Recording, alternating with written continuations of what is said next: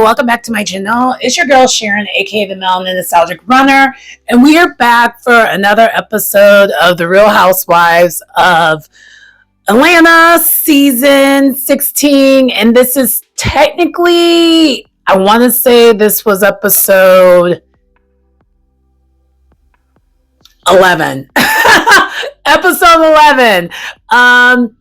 And yeah, and it's called Let's Just Be Honest. And let me just be honest. So, yes, my reviews, again, are still kind of falling behind, even though there's literally only one Housewife show. And I guess part of the reason is I actually end up rewatching this episode again after watching it initially just now. And I was trying to figure out why is it that I'm not as interested in this episode that I thought it would be. And I'm just, I don't know. I think moving forward, because I think this season is too late, clearly. But more needs to happen with Atlanta than what's going on right now. It's still better than last season. Season 15 was not great at all. But there's still just something missing. There's something missing where things is not captivating enough for me to want to tune in, get to the reviews, be excited about talking about the reviews and all that. It's just that element is missing. And I don't know if I don't know if anyone else feels that way, but that's kind of how I feel. And also, side note, y'all notice I am actually in the same room that I've been in filming, but I decided to switch it up because I moved some things around. And now I have another setup right now. And I'm a little bit more relaxed. So I think for now, we're going to continue doing my reviews here versus where I was doing it before. Even though I liked the backdrop of where I had that before, my accent wall, which is actually just right here. I think I'm going to do this moving forward. And yeah, so anyway. But without further ado, I'm going to do what I've been doing, which is kind of talk about the girls and their situation, not necessarily go in order. So let's first talk about Kelly, get her out of the way. Kelly in this episode, she is helping her daughter drive, and quite comedic, quite funny, because she's overly dramatic as all get out, and her daughter, of course, being a new driver, is not a good driver. Because when you're a new driver, you're typically just not a good driver. And she was up on the line. And so I was scared for Kelly, but she wasn't helping with her antics. Let's just put it that way. And then also, to the other story to Kelly this episode is that she's still trying to get her restaurant off the ground. And she has a lot of work to do. And she's kind of alluding to in this episode that it's taking a financial toll to try to bounce back.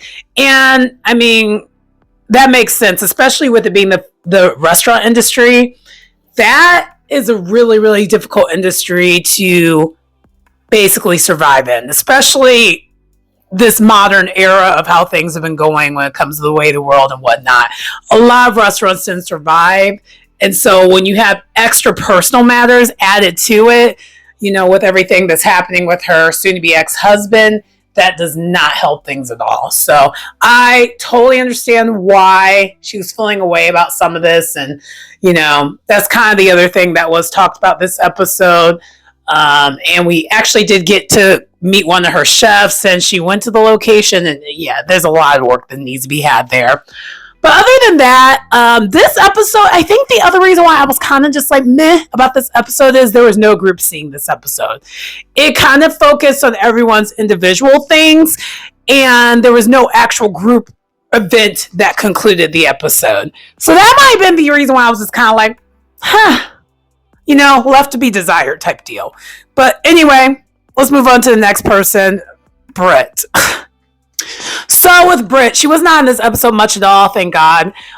Basically, the only thing they had her at is with her and her husband she's picking out an outfit. I guess her and her husband are going to a wedding for one of her friends outside the show in Napa Valley. And that was literally her on the show. Yeah, Britt does not need to be doesn't need to be on for next season. She brings nothing to this show. And I mean, her having pretty much an 18-second scene tells me how impactful she is on this show, other than getting another housewife to get themselves fired. Because she didn't get that housewife fired. That other housewife got herself fired, Kenya. And I just really, really wish Kenya would have just not go to hell. But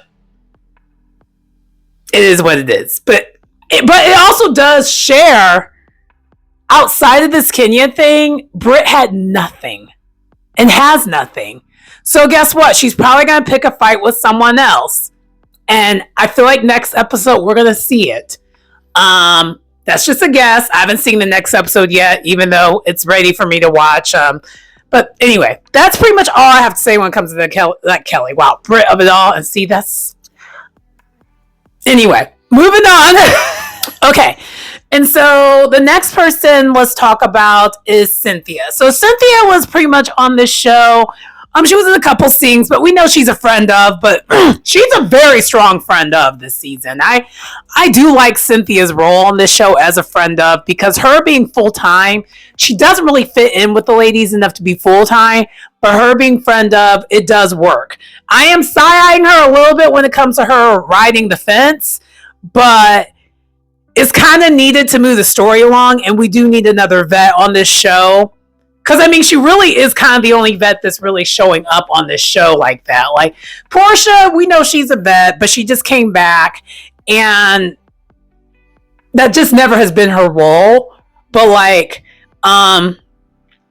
Cynthia being that peacemaker and moving things along, that has always been Cynthia's role, and no one else can really do that better than Cynthia, and she is proving it in this episode that that's what she's been doing.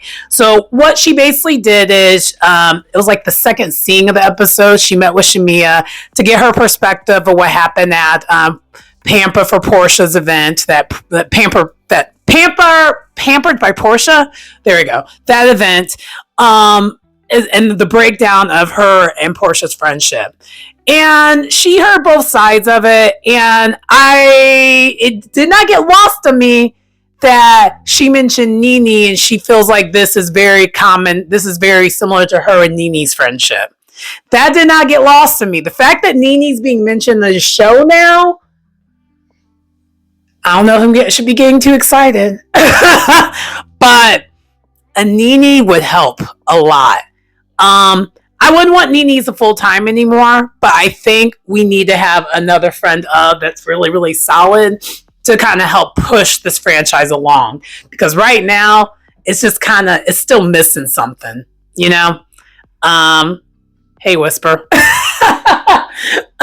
So yeah, that, so besides that, she kind of did the same thing with Portia, but it was like Portia, Angela and Cynthia, they went bowling together. It was like a nice, cute, fun scene. And this is where Portia kind of opened up on what's going on in her life.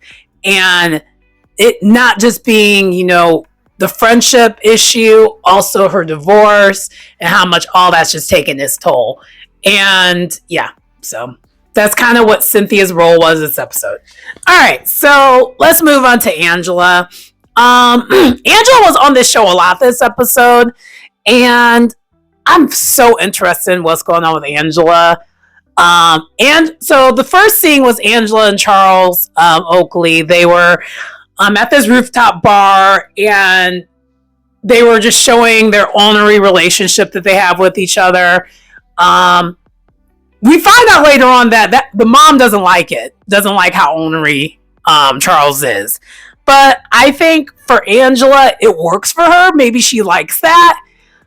I can see how that can get tiring after a while, that this is just him always just being kind of ornery. But I would like it here and every now and again, but not like as regular as it seems like he is. It seems like he doesn't have an off switch with his orneriness and his F's non-given. But you could tell he loves her, even though the producers try to jam him up with that question. Because they had a dual confessional together, and the producers asked, well, do you love Angela? And Charles just gave this look like, why would you ask me that? And that, to me, that was the look that was given.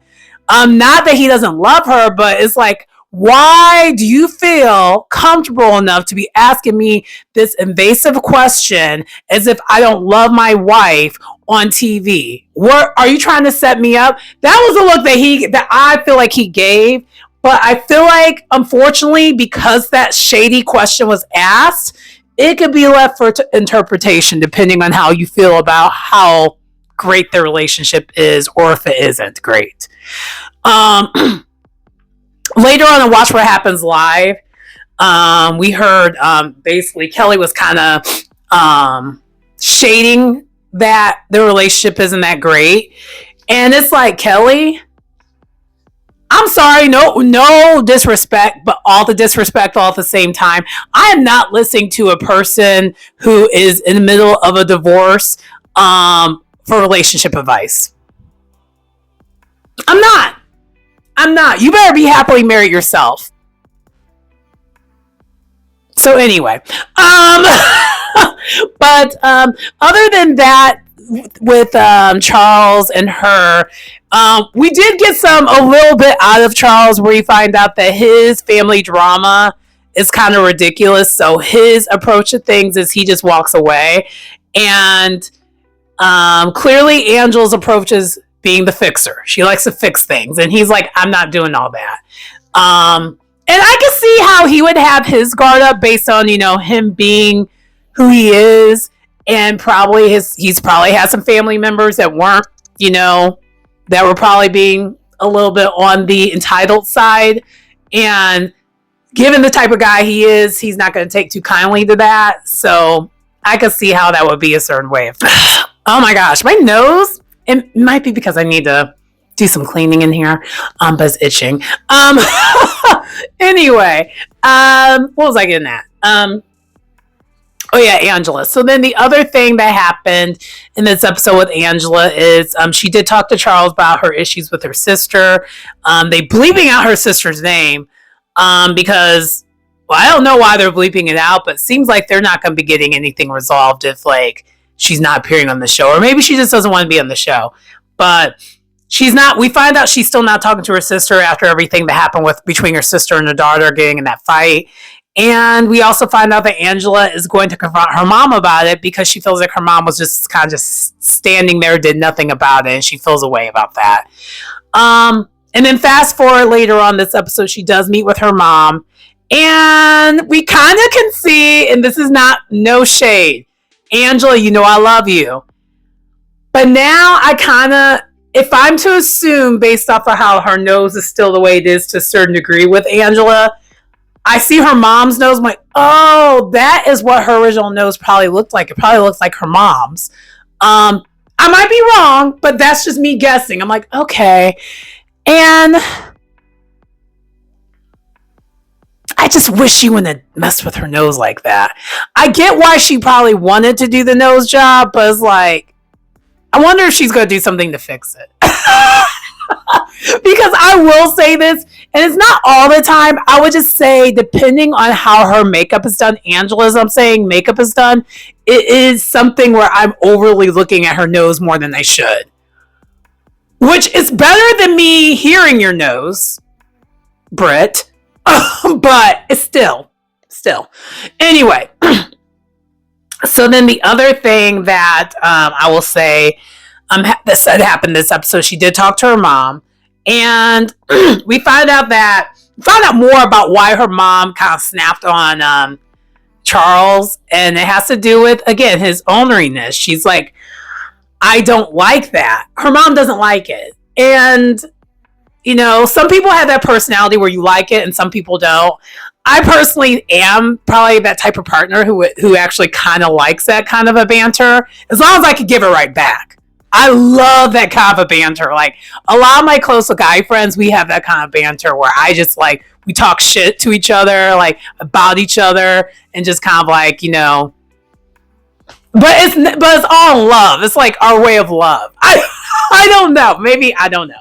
But anyway, back to the Charles and Angela thing. I think they really do love each other, and I think their relationship works for them. But anyway, but we do find out also that the mom wants to move out of the house that Angela set up for them. And Angela feels away. She's like, I set you up for success and all this, and now you just want to leave.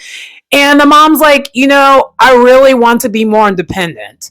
Especially, we found out earlier on the season that her mom has had some mental health issues, and she's like, look, I want to, now that I'm doing better, I want to make sure, I do what I need to do.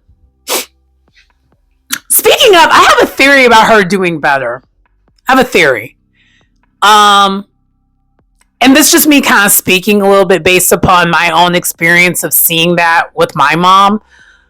I'm wondering the reason why she thinks the reason why she feels like she's better now is because of her being postmenopausal. Because that kind of stuff, like when it comes to postpartum and hormones and all that, it does impact how your mental health is going one way or the other. And if you have stabilized it, especially once that time of your life is over with and you don't have the hormonal shifts of things, it does make it easier to be able to just move forward.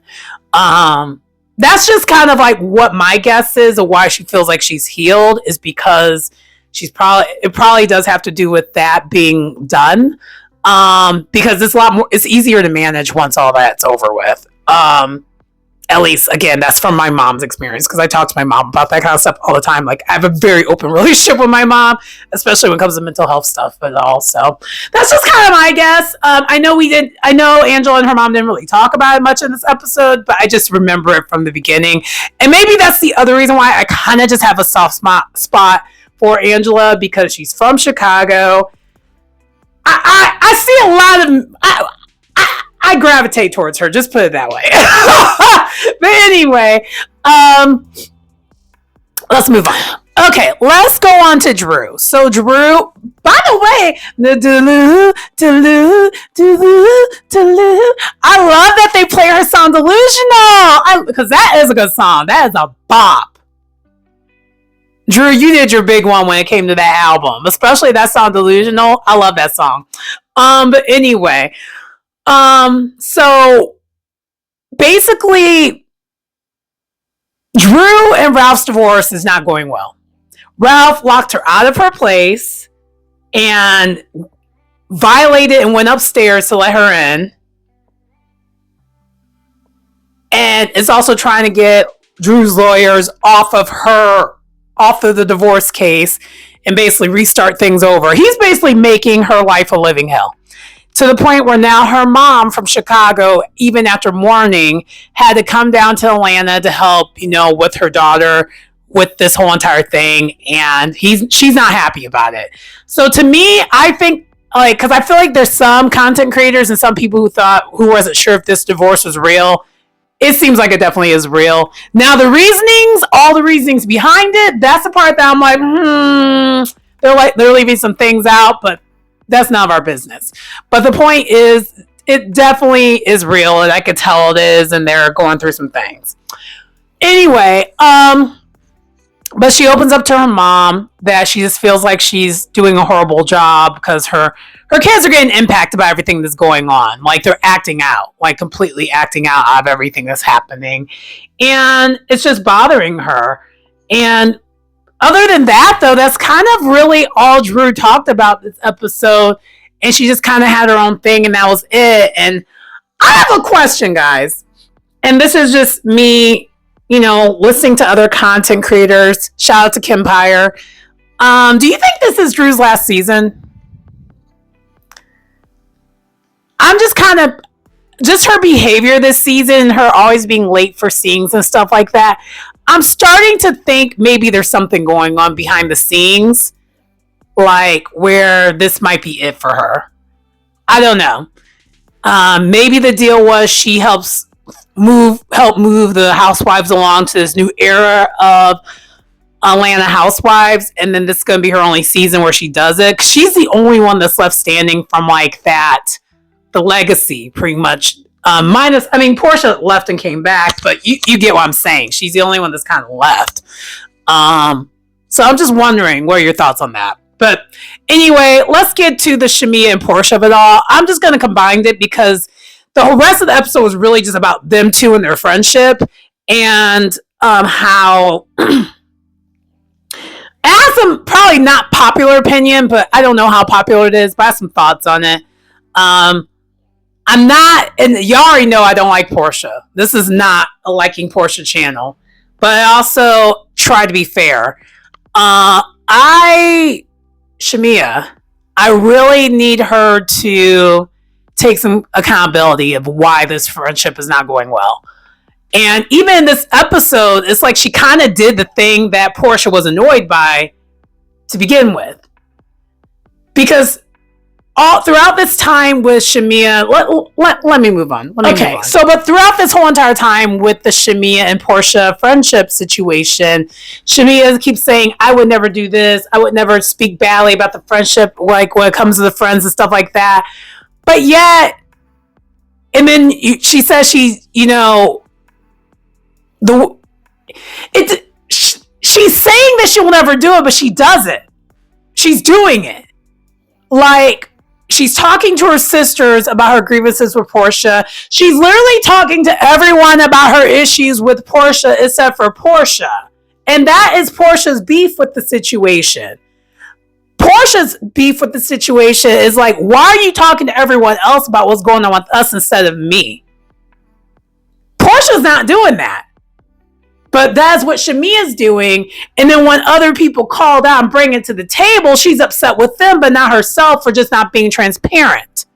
It's quite annoying and quite childish, in my opinion. Now, do I think Portia's a great friend to Shamia? No, I don't. I agree. She's not a good friend.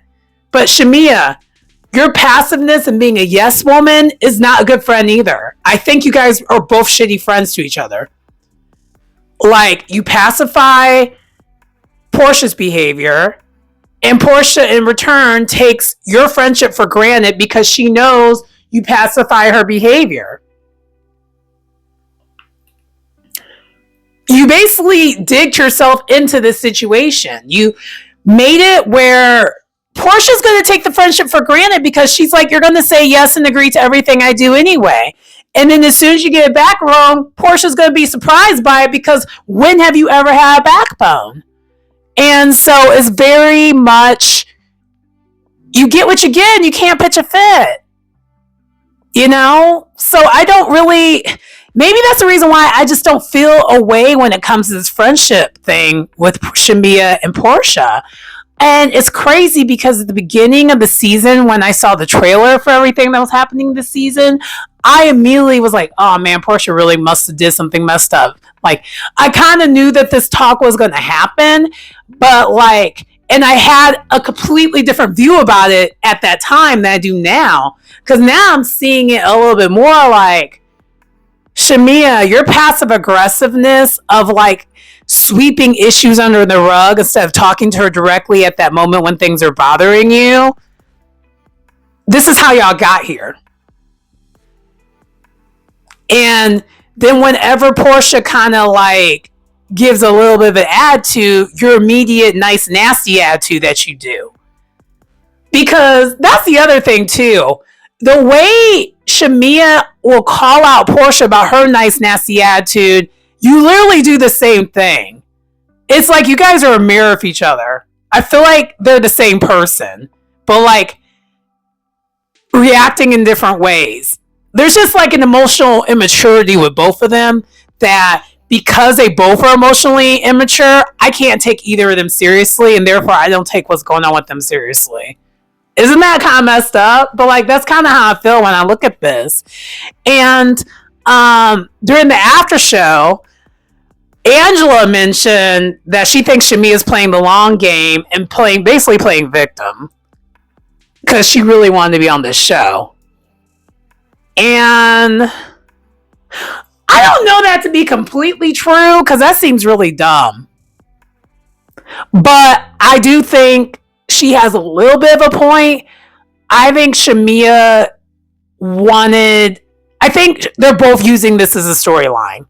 I think they both know that they are not as close as they used to be, and Ben known that they're not as close as they used to be, and they're exploiting it for a storyline.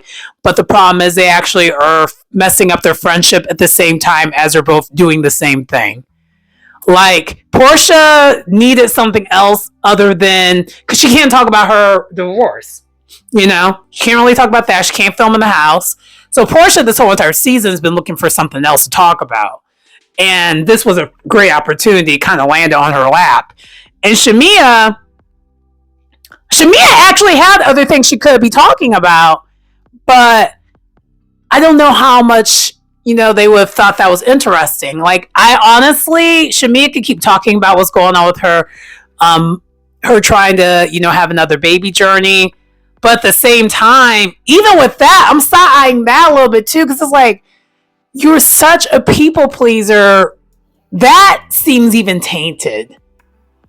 I hope after watching this, watching the shows, that Shamia gets some therapy.